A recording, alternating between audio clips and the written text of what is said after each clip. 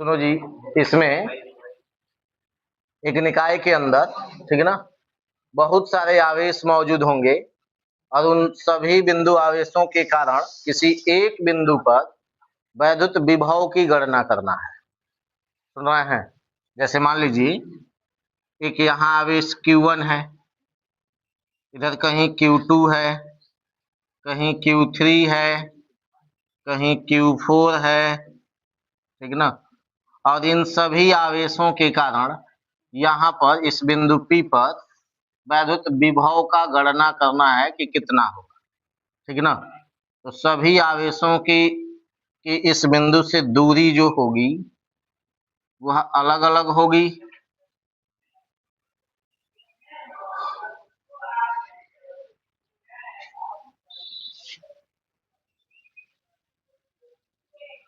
सुन रहे हैं?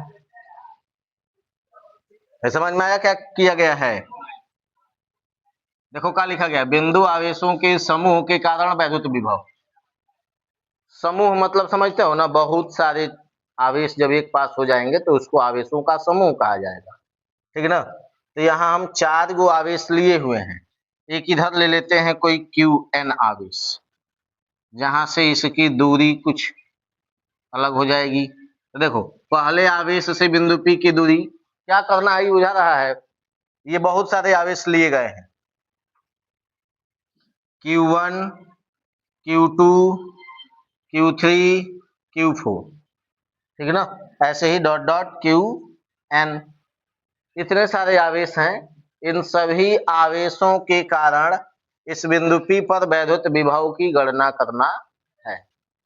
समझ रहे हैं?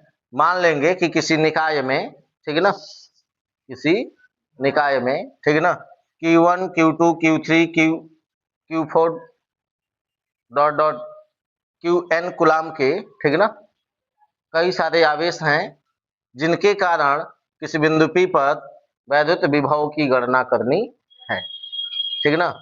अब पहले आवेश से बिंदु P की दूरी जो होगी वह r1 होगी, दूसरे आवेश से बिंदु P की दूरी कुछ r2 होगी, तीसरे आवेश से बिंदु P की दूरी r3 होगी, चौथे आवेश से बिंदु P की दूरी r4 होगी, इसी तरह से nवें आवेश से बिंदु P की दूरी rn होगी।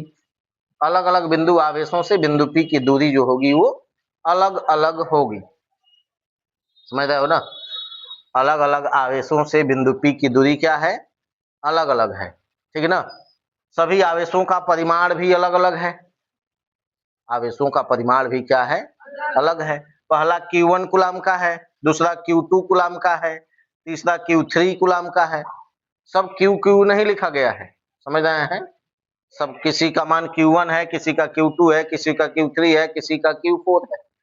मतलब सब अलग अलग कूलाम के आवेश लिए गए हैं और इन अलग अलग आवेशों के कारण इस बिंदु P पर हमें वैद्युत विभव की गणना करनी है, ठीक है ना। तो इसके लिए हम क्या मान लिए हैं कि पहले आवेश से बिंदु P की दूरी r1, दूसरे आवेश से बिंदु P की दूरी r2, तीसरे आवेश से बिंदु P की दूरी r3, चौथे आवेश से बिंदु P की दूरी r4, ऐसे ही nवें आवेश से बिंदु P की दूरी rn।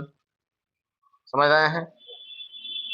अब सभी आवेशों के कारण बिंदु P पर विभव निकाला जाएगा और सभी विभवों को क्या कर दिया जाएगा, जोड़ दिया जाएगा। तो बिंदु P पर कुल वैद्युत विभव का मान मिल जाएगा। समझ में आया? मतलब पहले आवेश के कारण भी बिंदु P पर विभव निकालेंगे, दूसरे आवेश के कारण भी बिंदु P पर विभव निकालेंगे, ऐसे ही तीसरे और चौथे और साथ में nवें आवेश के कारण भी बिंदु P पर विभव निकालेंगे। और चूंकि आप पहले से जानते हैं कि वैद्युत विभव एक अदिश राशि है, इसमें कोई दिशा उषा नहीं है, तो बिंदु P पर उत्पन्न कुल वैद्युत विभव जो होगा उन सभी विभवों के बीजगणितीय योग के बराबर होगा। तो सभी विभवों को क्या करना पड़ेगा, हमें जोड़ना पड़ेगा ना जी। सभी विभवों को क्या करना पड़ेगा, जोड़ना पड़ेगा, ठीक है ना। तो लिखेंगे, देखिए क्या लिखा जाएगा इसके बारे में। लिखा जाएगा माना कि किसी निकाय में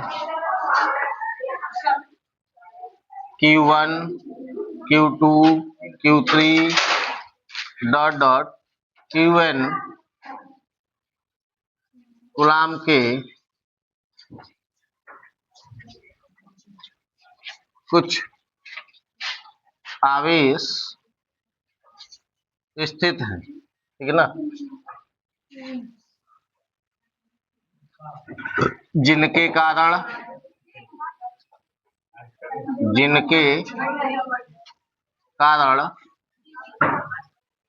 बिंदु P पर जिनके कारण बिंदु P पर वैद्युत विभव ज्ञात करना है। हल्ला मत करो, इधर देखो। अब इसके लिए क्या माना गया है, सभी आवेशों से बिंदु P की अलग अलग दूरी ली गई है, ठीक है ना। इसके लिए इन आवेशों से, आगे लिखेंगे, इन आवेशों से बिंदु P की दूरियां क्रमशः R1 R2 R3 dot dot Rn है। N लिखा गया है जी, जो इसमें चित्र में दिखाई दे रहा है वही यहाँ लिखा गया है। अब पहले आवेश के कारण बिंदु P पर, मतलब Q1 कूलाम के आवेश के कारण बिंदु P पर वैद्युत विभव लिखा जाएगा, ठीक है ना। लिखेंगे Q1 आवेश के कारण बिंदु P पर वैद्युत विभव V, सुनो जी, पहले आवेश के कारण जो वैद्युत विभव होगा उसको V1 लिख ले रहे हैं, ठीक है ना। मान कितना होगा इसका, तो आप जानते हैं 1/4πε0 इंटू Q/R होता है। इसका मान, किसी बिंदु आवेश के कारण किसी बिंदु पर वैद्युत विभव का मान क्या होता है, 1/4πε0 इंटू Q/R, यही ना होता है फॉर्मूला। तो पहले आवेश के कारण निकाल रहे हैं, हल्ला मत दो, पहले आवेश के कारण निकाल रहे हैं, तो यहाँ Q/R रहेगा, तो Q कौन सा Q रहेगा, पहला आवेश ना, पहला आवेश Q1/R1, ठीक है ना।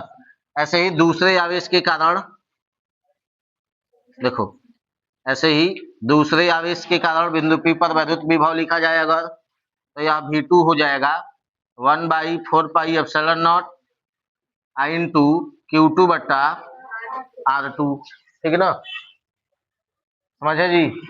ऐसे ही Q3 आवेश के कारण अगर लिखा जाए तो क्या होगा, V3 equal to 1/4πε0 into Q3/R3, समझे। ऐसे ही अगर Qn nवें आवेश के कारण अगर निकालना हो, ठीक है ना, nवें आवेश के कारण, तो Qn हो जाएगा, सुन रहे हैं,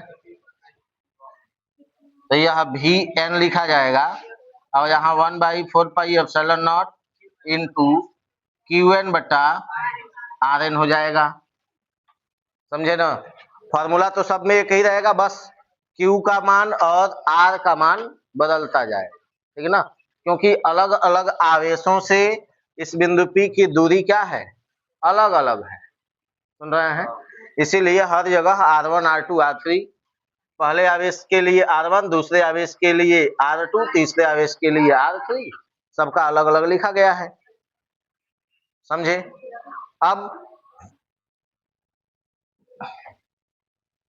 अब क्या होगा, चूंकि वैद्युत विभव एक अदिश राशि है, वैद्युत विभव क्या है, एक अदिश राशि है, अतः बिंदु P पर उत्पन्न कुल वैद्युत विभव जो होगा वह Q1 Q2 Q3 के कारण जो उत्पन्न वैद्युत विभव है, कौन, V1 V2 V3 V4 Vn, ठीक है ना, इन सबके बीजगणितीय योग के बराबर होगा, ठीक है ना। तो आगे क्या लिखा जाएगा, चूंकि वैद्युत विभव एक अदिश राशि है, इसलिए बिंदु P पर उत्पन्न कुल वैद्युत विभव V1, V2, V3 dot dot Vn के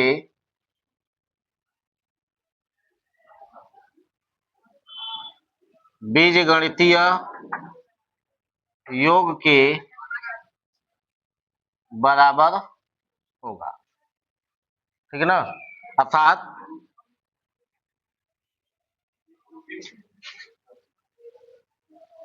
अर्थात कुल वैद्युत विभव